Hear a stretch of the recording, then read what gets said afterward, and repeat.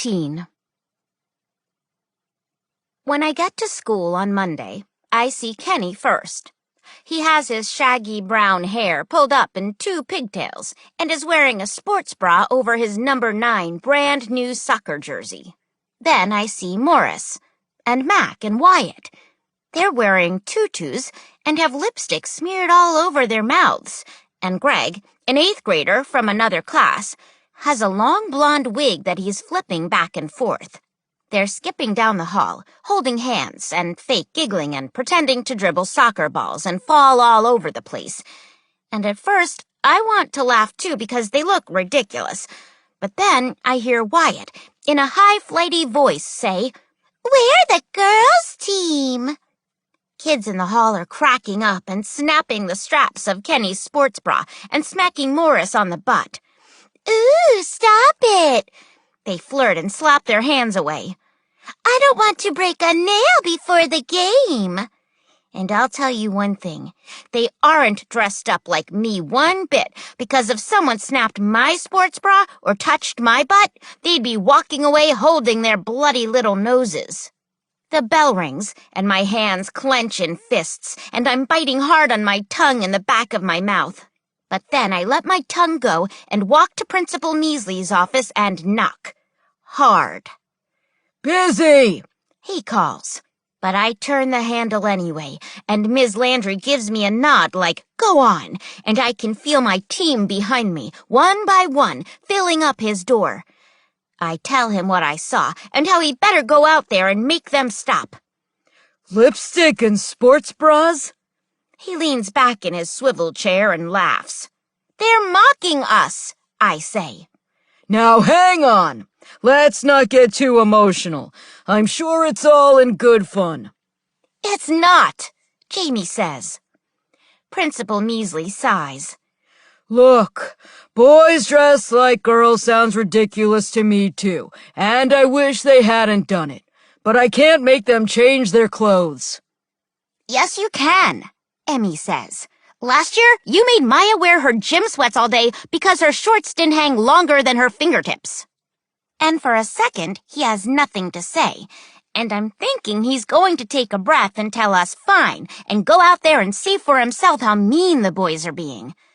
But instead, he stands up from his swivel chair and says, "Right now I have to get these morning announcements to the teachers, but I'll circle back to this when I'm done." He pushes through us and hustles down the hall, and Maximilian opens the notebook and writes it all down. When I get to homeroom, Ms. Blaze is welcoming everyone in, and Ms. Kravitz has the kids on the boys' team in the little office room in the back of the class. I'm peeking through the glass panel on the door, and I can see she's looking at them, each one of them. I hear Kenny's voice say, "It's just a joke." I'm peeking in to see what Bryce is wearing, but I don't see him. He was just wearing normal clothes when we left the house this morning, so I bet he's still in the locker room getting all dolled up, and the thought of it makes me clench my fists again. Georgia and A are saying, "What jerks?" "Seriously," Tess adds. Her eyes look a little red, and I bet they are because I feel like crying too. Ms. Blaze doesn't try to quiet us. She's listening, actually. And just as the boys are coming out from the back office, the classroom door opens and Bryce walks in. At first, I want to kill him because he's wearing my number 1 jersey, and that means he went in my room without asking. But then, I see he's also wearing black soccer shorts, white soccer socks pulled up and rolled down to his shin guards, his soccer sandals, a ball at his feet, and a duffel over his shoulder. He looks like a badass soccer player. Then Kenny says, "Wait, you dressed up like your twin?" The boys all laugh, and Bryce's cheeks turn a little red, and my heart's beating 100 miles per hour until Bryce says, "You said to dress like the girls' team." "I did."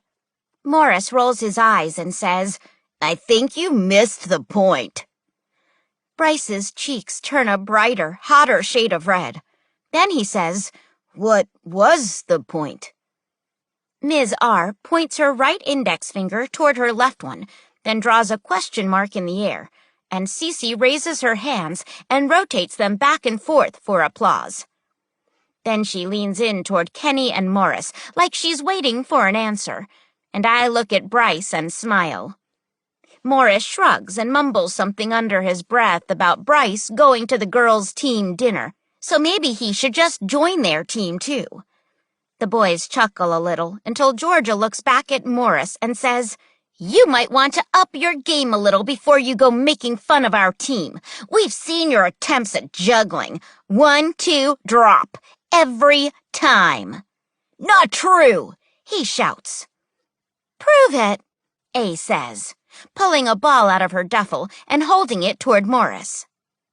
I'm thinking Ms. Blaze or Ms. Kravitz will tell us to cut it out and quiet down. But they don't. They're just watching and listening. A motions the ball toward Kenny. "No takers?" Then she starts juggling right there in the middle of all the tables with her jean leggings and her blousey shirt, and she doesn't even take her eyes off the boys when she does. After 15, she flips it up, catches it, and holds it back out. "You sure?" The boys all grumble and smack their teeth and say they're not going to get into a competition with some girl. But the whole class knows the real reason they won't reach out for the ball. Then I take a turn and I stop at 15, like A, and offer it up to the boys. They're all slumped down in their seats with their arms over their chests, and now they all just look ridiculous in their wigs and sports bras. When Bryce walks by, I whisper that I'm going to kill him for going in my room, and he smiles. It's quieting down, and Ms. Blaze starts handing out little slips of paper and says, "Boys team, write down why you dressed like this. Everyone else, write down how you felt when you saw your classmates dressed this way. You do not need to write your names." Mad. I slide my piece of paper over to Maximilian, and he shows me his. Helpless. Ms. Kravitz collects all our papers and reads the boys' teams first. "To be funny, because everyone else was. You're taking it the wrong way. It was Kenny's idea, but it wasn't funny. It was a team thing." I know which one was Bryce's, the one that said it wasn't funny. And I want to know who wrote, "You're taking it the wrong way," because who are they to tell me how to take it? Then Ms. Kravitz reads the rest of the class's slips of paper. Sad, helpless, mad, confused, upset, hurt. Ms. R brings her 2 index fingers up and twists them toward each other, like they're really digging in. Ms. Kravitz doesn't say anything after she reads the last one. We just sit there in silence for what feels like 100 minutes, and I'm thinking about what everyone wrote and why Bryce decided to not follow Kenny and Morris for once in his life and actually do something cool and on his own. And I'm wondering if maybe it was because he hung out for a little at our team dinner, and he got to see our cheer, and if that was kind of like peeking in on an in-between time. Or if something in his book, Smile, made him want to give up trying to be friends with jerks. Ms. Kravitz tells us to push our tables aside and shows us how to arrange our chairs in 2 rows down the classroom, facing each other. Then she starts assigning seats for an activity. "Morris, here. A, here." She points to 2 chairs facing each other. "Wyatt, B." She points to the next 2 chairs, and I sit down across from Wyatt, who is wearing a purple sparkly tutu over his soccer warm-ups, red lipstick, and his hair in 100 little pigtails over his head. "Bryce, Kenny." Ms. Kravitz continues. Maximilian." And on down the line until we are all sitting knee to knee with a classmate. Ms. Blaze says, "Now, people on this side, you have 30 seconds to explain to the person sitting across from you how you feel." Wyatt starts saying how it was just supposed to be a joke, and he sounds like Principal Measley, like it's not a big deal and he just wants to forget it and move on. It was Kenny's idea. Ms. Blaze pushes him to say an actual feeling. He fidgets with his tutu. Bad, I guess, he says. I feel bad because it was supposed to just be funny. Then it's the other side's turn to say how we felt. I'm mad, I tell him, because you are making fun of us, and we're not like that, flipping our hair and wearing lipstick and falling all over the ball and stuff. Wyatt's looking at his feet, and Ms. Blaze makes him look up at me while I talk. Mad, I say again. I'm still mad. I'm trying to catch Kenny and Bryce out of the corner of my eye and listen to what Bryce is saying. Something about how making fun of people didn't feel like team spirit, and how we're not twins, so he can quit calling us that. Then, our minute of being knee-to-knee is over, and Miss Kravitz asks if there is anything else anyone would like to add. A raises her hand and says, "For the record, if anyone wants to wear lipstick or tutus or pigtails, that doesn't actually mean anything. They can still kick butt on the field if they want to, or not if they don't." She takes a big breath. It's not like being into skirts and dresses or makeup or whatever else means you're the not cool kind of girl. Girls are just cool. All of us. She sounds like a captain again, and it makes me smile. I mean, she asks, how many of you can strike a ball out of the air in heels? 'Cause I can. And I know that's true because I've seen it. I've seen her one-touching the ball dead on in her front yard, wearing all sorts of things that I'd never dream of wearing. And I know her comment was meant for Kenny and Morris and Wyatt and Mac and all the others. But maybe it was a little bit for me, too. Then Wyatt raises his hand and asks if he can go to the bathroom. When he comes back, his face is washed and he's wearing his normal clothes. Mac shimmies out of his tutu, and I can see some boys from the class next door passing by to go change too, and even Kenny pulls off the sports bra and stuffs it in his backpack. My mom, Aunt Tam, and A's mom are all on the bench ready to supervise when we get out to the field for practice today. Everyone was so excited signing up at our team dinner that we got at least 2 people signed up for every practice, and that's not even including Ms. Blaze and Ms. Kravitz, who are making their way from the bus lines over to Field B now. A's mom is wearing black skinny pants and tall black boots and a long gray sweater. She has hoops in her ears and thin black lines painted around her eyes. Mom kisses the top of my head and tries to zip her sweatshirt up over the baby, but it won't go. She promises she'll stay seated and try not to jump up and down or anything too wild, and Aunt Tam gives me a nod like she'll make sure of it. The boys' team is warming up for their game on Field A with Principal Measley. Some of them still have their hair in tons of tiny little pigtails, but it doesn't feel like they're making fun of us anymore. And I'm wondering if maybe they like their hair like that. And if girls can kick a soccer ball no matter how they look, then so can boys. Wendell jogs up and joins Mom.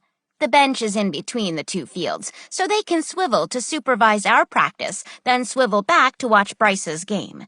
And I'm thinking that's pretty fair. Ms. Blaze and Ms. Kravitz are doing that too, switching from the boys' game to our practice, cheering in both directions. Aunt Tam played soccer in high school and is excited to be out on the field with us. She even brought a few extra soccer balls so we can run some drills without chasing after the balls every couple of minutes. Today, we're working on finishing, and Quinn is taking a turn as keeper. Aunt Tam feeds the ball from the 18-yard line, and we make runs, 2 at a time, toward the goal. Then A's mom jogs out on the field and says, "Here, try this. One of you run wide to the corner, the other to the post." She gestures for A to demonstrate with her and tells Aunt Tam to send it wide to the corner. A makes a run, collects the ball, looks up, sees her mom running to the far post, and crosses it. Then A's mom tracks the ball to the inside of her fancy left boot and sinks it in the corner of the goal. We all cheer and line up to give it a try, and after a few goals, we switch keepers, and A's mom takes a turn playing defense. She crouches low with one foot up and one back so we can't send it through her legs, and she contains us until we can dribble a move around her or find a teammate back. It's halftime on the boys' field and still 0-0. We run a short-sided scrimmage with A's mom and Aunt Tam as captains, and Mom cheers us on from the bench. Then we huddle up and decide to end practice 10 minutes early to watch the boys, even though we're still mad at them. And I kind of hope they all trip over the ball or shank every shot wide. But it's still 0-0, and Measley is yelling at them from the sideline to be first to the ball and recover, and we want to see what happens. Kenny gets the ball in the midfield and looks up. Bryce gets rid of his defender and is making a run up the left wing, calling for the ball, but Kenny takes it on his own, trying to dribble through 2 players from the other team, and loses it. The other team passes it up the field and gets to the 18-yard line. They do a wall pass around Mac and send the ball sailing into the upper right-hand corner of the goal. Bryce slaps his hand against his thigh and yells, "I was open!" Principal Measley is yelling too, and Kenny is hanging his head and running back to his spot in the midfield. Wendell calls out, "Good run, Bryce!" Then, "Come on, team, plenty of time." But it isn't enough time, and the boys lose 0-1. And I know what everyone's thinking. They're thinking about the boys' title, their 9-year championship winning streak, and how they better step it up if they're going to make 10. We huddle before we leave, and as we put our hands together and send our T-fingers around in a circle for team, I get butterflies in my stomach. Major butterflies with huge, frantic, flapping wings making fast runs toward goal. Bryce goes home in Wendell's car, and I hop in with Mom, and I tell her everything about the boys' team spirit. The tutus and the makeup and how they flitted down the halls giggling and falling and pretending that girls were no good. Mom's gripping the steering wheel so hard her knuckles are turning white, and I tell her take deep breaths for the baby, and she does. I can't believe what were they thinking? She says. What did Principal Measley say? I look down at my hands. Nothing. It was all in good fun. Gah! Mom yells. And I don't even tell her not to yell because I want to yell too. And neither one of us has a pillow in the car, so we just yell and let it all out. And we don't even care if the baby can hear us because maybe it should hear our roar. Did Bryce? No, I say. He dressed up like me, like a badass soccer player. Now Mom has little tears in the corners of her eyes, and it makes a big lump rise up in my throat because I'm thinking about how Bryce might have lost his friends Kenny and Morris, and how I think that's not so bad because they were cruddy friends anyway. But Bryce might be sad. And he did a pretty good job of standing up, even when it was hard.